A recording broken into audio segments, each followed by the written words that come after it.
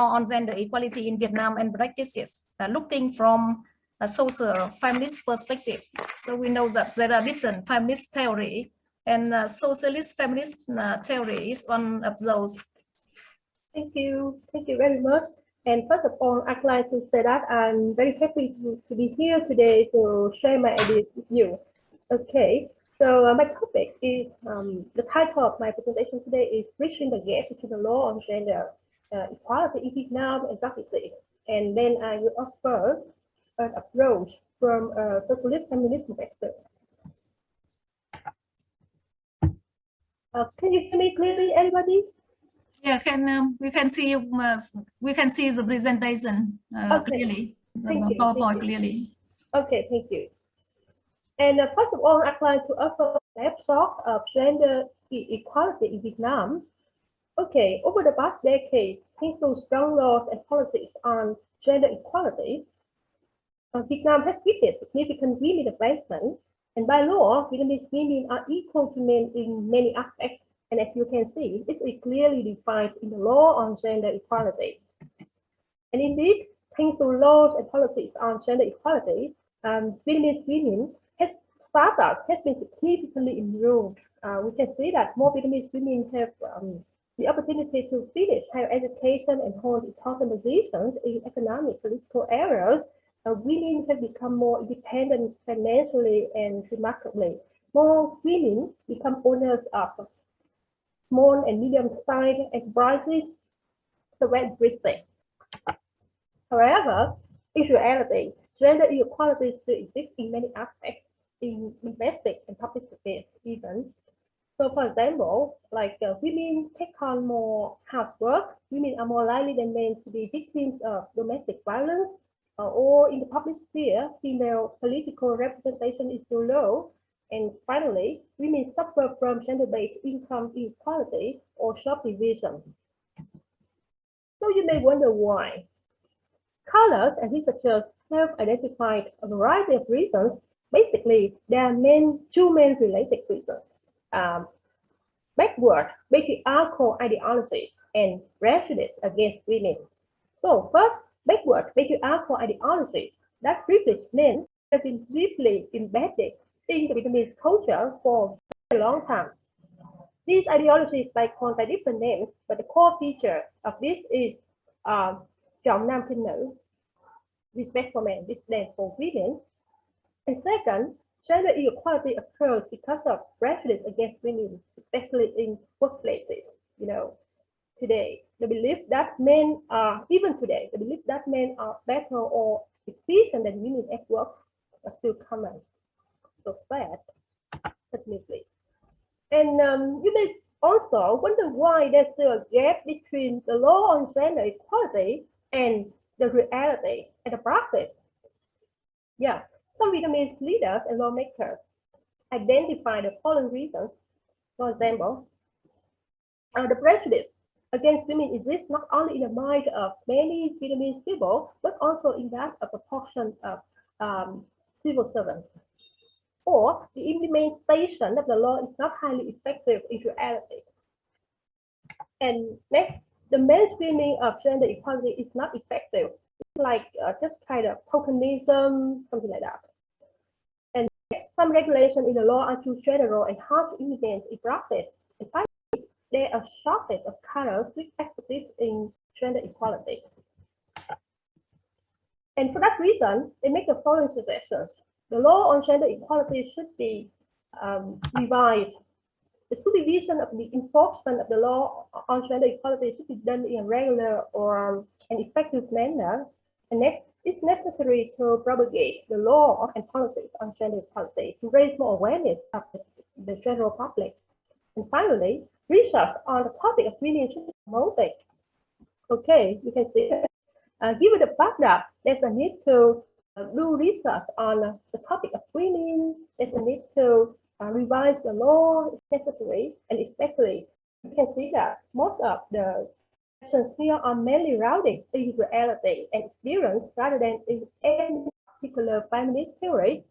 I think that it's necessary to introduce or incorporate feminist theory to the current Vietnamese legal equality, to enrich equality, yes, to add a dimension to the issue and offer a possible solution to the problem, and to offer a theoretical framework for research on gender. So I think that it's very necessary to do so. And for that reason, today I'd like to introduce Nancy Fraser's socialist feminist theory. Okay, and I'd like to give you a brief summary of this. According to Nancy Fraser, there are two kinds of injustices. They are economic maldistribution and cultural misrecognition. An example of economic maldistribution is the case in which a person is denied access to paid or well-paid employment, while an example of cultural misrecognition is the case in which a person is unfairly treated because of their gender or race. The authors also argue that many people suffer from these two kinds of injustice at the same time. For example, gender and race are two modes of collectivity undergoing these two injustices. And to deal with this issue, the author suggests that both these two injustices should be addressed at the same time. Unfortunately, in reality, in practice, these two kinds of remedy are not always consistent with each other, and for that reason, the author describes two approaches.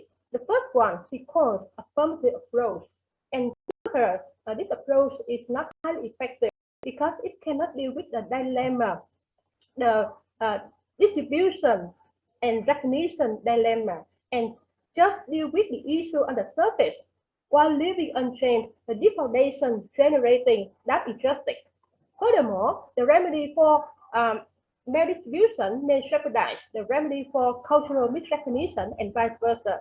And for that reason, Fraser proposes the transformative approach, and to her, this approach is effective, because the remedy for the two injustices are mutually irreducible, and especially this approach also destabilizes the deep factor, namely gender dichotomies, generating gender inequality.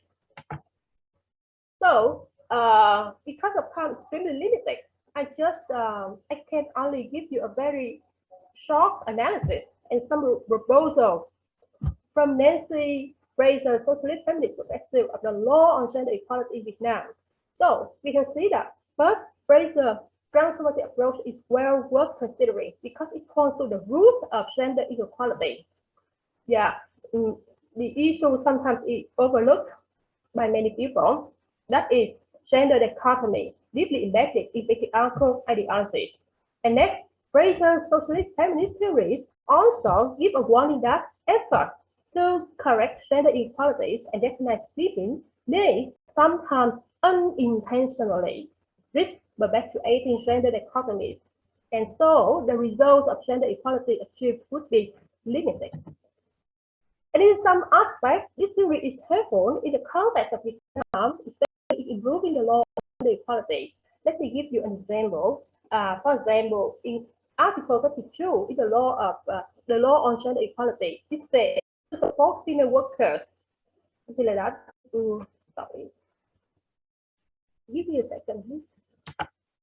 Especially in to support female workers who participate in the training of fostering activities and bring along their children less than 36 months of age. On the foundation of Fraser's socialist feminism, I suggest that this article should be modified from supporting female workers to supporting both male and female workers in this case. It also means that instead of just supporting women to fulfill their traditional duties better, the law should also encourage or support men to do work traditionally done by women. And so this is a way to destabilize the dichotomy between men and women, and so helps promote gender equality. Second, even though it's helpful to support disadvantaged women, Fraser would say that this should be done with caution. If not, the remedy for economic maldistribution may unintentionally jeopardize the remedy for misrecognition and vice versa. In a simple word, it means that any financial support for women must go hand in hand with ensuring a good image for them. Again, this theory is helpful in the context of Vietnam because now go back to the the law on gender equality. Again, take a look at the article and you can see poor women residing in remote and mountainous areas and being ethnic minorities, including those who pay compulsory social insurance when giving birth to a child in accordance with the population policy, shall be supported as provided by the government. Again, according to Fraser, financial support for women sometimes leads to the risk of stigmatizing women. In other words, the act of support may unintentionally mark disadvantaged women as poor, deficient, always needing support in the eye of some people. And for that reason, lawmakers should be aware of this issue and have specific strategies to avoid this risk too, in order to enhance gender equality in reality. So I can just give you the two examples, and I'd like to say that it is important. I'd like to say that they are just preliminary suggestions, and any attempt to translate this theory into specific action in reality would need further research, and it is beyond the scope of this presentation. So anyway, thank you. Thank you, Dr. 𝗓𝗡𝗥𝗡𝗔𝗟 for a very interesting presentation.